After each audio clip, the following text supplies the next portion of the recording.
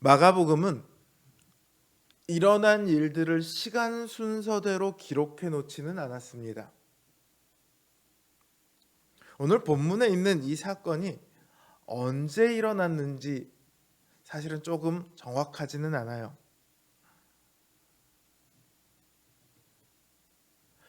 그런데 마가복음에서는 이걸 본문을 이 자리에다 갖다 놨단 말이에요. 어떻게 하다 보니까 아무 생각 없이 마가가 본문을 이 위치에다 갖다 놓았을까요? 그럴 리는 없죠. 성경은 성령님의 감동으로 된 것입니다. 당연히 아무 생각 없이 된 것이 아니라 목적이 있습니다. 그 목적은 무엇일까요? 앞 단락에서 예수님께서는 옛 언약이 끝나고 새 언약의 시대가 왔음을 말씀하십니다.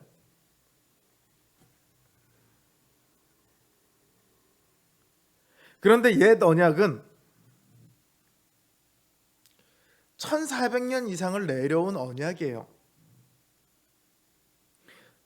그만큼 권위가 있다는 뜻이죠. 이걸 하루아침에 누군가가 갑작스럽게 끝을 낼 수 있을까요?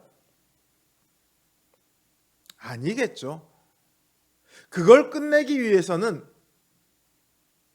합당한 이유나 합당한 권위가 필요합니다. 그러니까 예수님께서 그 옛 언약을 끝내고 이제 새 언약을 시작하실 만한 위치에 있으신가? 이 점이 설득되어야 합니다. 오늘 본문은 바로 그 이야기를 다루고 있습니다. 예수님께서 제자들과 안식일에 밀밭 사이로 지나가세요. 그때 제자들이 길을 열며 밀 이삭을 이렇게 자릅니다. 누가복음에 보면 그냥 자른 게 아니라 잘라서 먹었다고 되어 있어요. 배가 고팠던 것 같아요. 그때 바리새인들이 그걸 봤어요. 그리고는 예수님께 따집니다. 어이, 예수 선생, 좀 봅시다. 당신 제자들은 어째서 안식일에 하지 못할 일을 합니까?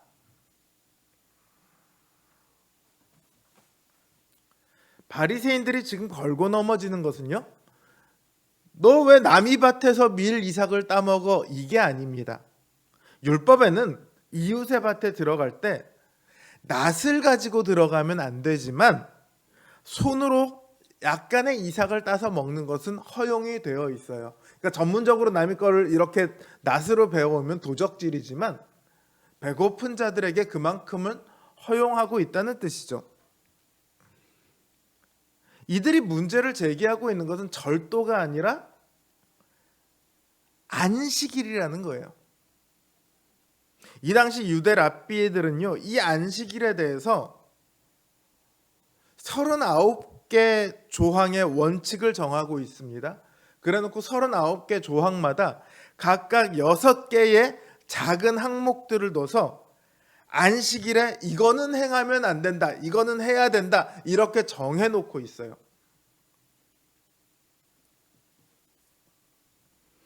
약 230-40개 정도의 조항인 거죠.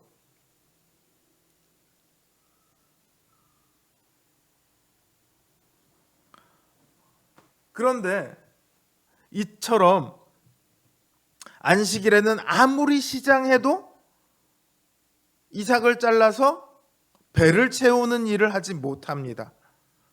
또는 아주 사소하거나 때로는 터무니없는 조건들과 제약들로 사람들에게 지킬 것을 강요합니다. 사람들이 어떻게 생각할까요? 율법하면 어떤 생각이 가장 먼저 들까요? 오늘날 우리가 율법하면 드는 생각이랑 저는 비슷할 것 같아요. 강제, 압제, 뭐 이런 생각이 들 것 같아요. 율법은 사람들을 율법의 노예로 만들어 버렸습니다.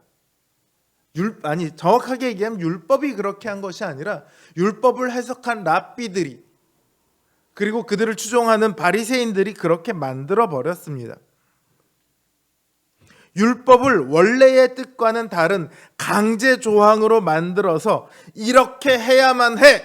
안 그럼 넌 죽어. 이런 식으로 만들어 버렸죠. 하나님께서 처음에 율법을 그런 목적으로 주셨습니까? 그럴 리가 없습니다.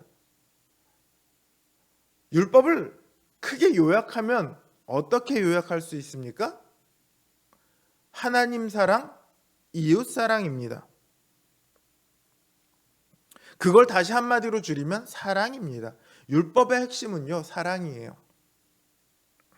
그리고 그 율법에는요, 율법 조항들을 뒤져보면 하나님께서 인간을 얼마나 사랑하고 계시는지 그 사랑의 내용들이 정말 가득 들어 있습니다.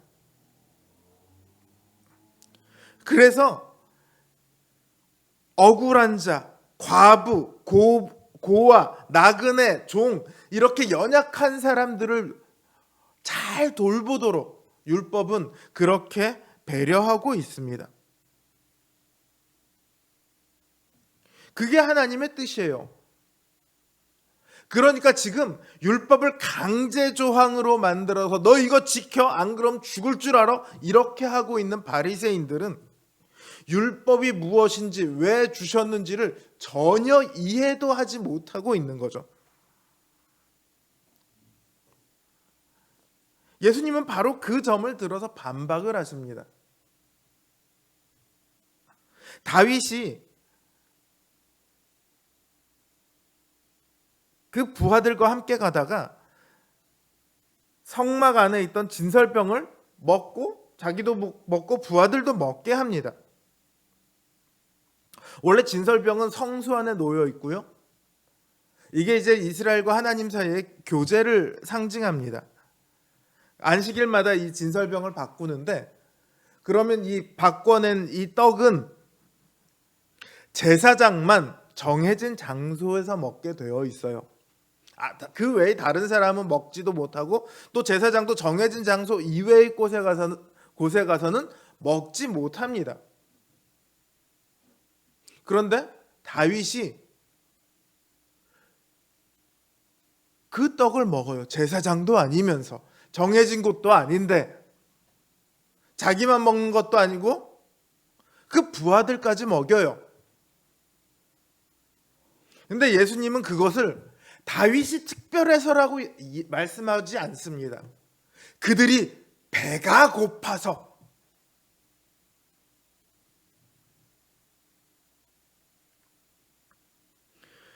배가 고파서 그들이 안식일을 떠나서 율법에 금하고 있는 것을 먹었음에도 하나님께서 다윗을 어떻게 하셨습니까? 하나님께서 다윗에게 벌을 내리셨습니까? 아니요. 그것과 관련해서 아무런 말씀도 하지 않으셨어요. 하나님 보시기엔 그것이 지극히 당연한 것이었거든요.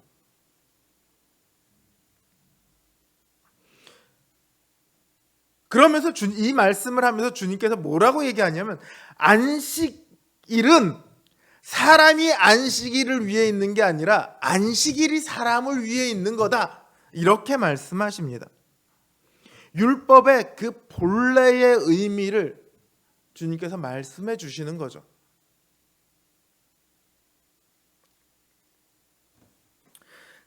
주님께서는 더 이상 옛 언약이 사람을 압제하도록 놔두지 않으셨습니다. 주님은 그렇게 하실 권한이 있습니다. 왜요? 안식일의 주인이시니까요. 누가 안식일의 주인입니까? 하나님이 안식일의 주인입니다. 그 절대 주권을 가진 주인으로서 안식일에 관한 규례를 바로 잡으실 수 있다면 다른 규례를 바로 잡으실 권한 또한 가지고 계신다는 말이죠. 예수님께서는 옛 언약을 끝내고 새 언약을 시작할 충분한 권세를 가지고 계십니다. 그러니 그분이 새 언약을 시작하신다는 말씀이, 새 언약의 시대가 왔다는 말씀이 그냥 아무나 지나가는 사람이 되는 대로 한 이야기가 아니라 온 우주의 주인이신, 인간과 더불어 언약을 맺으신 그 하나님께서 이 땅에 오셔서 우리를 위해 새롭게 새 언약을 세우신다는 그런 의미인 것이죠.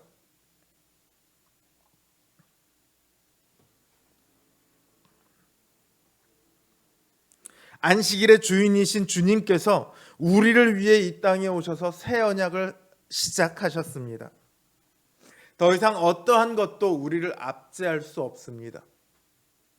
더 어떠한 것도 우리를 주님의 그 사랑에서 끊을 수 없습니다. 옛 언약에 주님의 사랑이, 하나님의 사랑이 차고 넘쳤다면 새 언약에는 얼마나 더 큰 하나님의 사랑이 담겨 있겠습니까? 우리는 그 새 언약 아래 있습니다. 새 언약 아래에서 우리는 압제가 아니라 자유를 누리게 됩니다. 주님은 말씀하시죠. 진리가 너희를 자유케 하리라. 맞습니다. 우리는 지금 어떤 자유다라고 다 말씀드리지는 못하지만 모든 영역에 있어서 우리의 현실의 삶과 우리의 영적인 삶과 우리의 품성과 모든 면에 있어서 우리에게 자유를 가져다 주셨습니다. 저는 주님께서 우리에게 주신 그 자유를 우리가 좀 더 잘 알았으면 좋겠습니다. 그 자유를 우리가 좀 더 누릴 수 있었으면 좋겠습니다. 자유를 누리는 사람만이 다른 사람에게 자유를 보여줄 수 있습니다. 다른 사람에게 자유를 허락할 수 있습니다.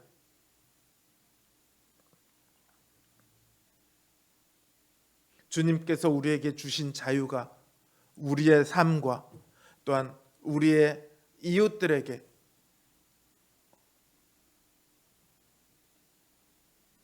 충만한 은혜로 전해지기를 주님의 이름으로 기원합니다.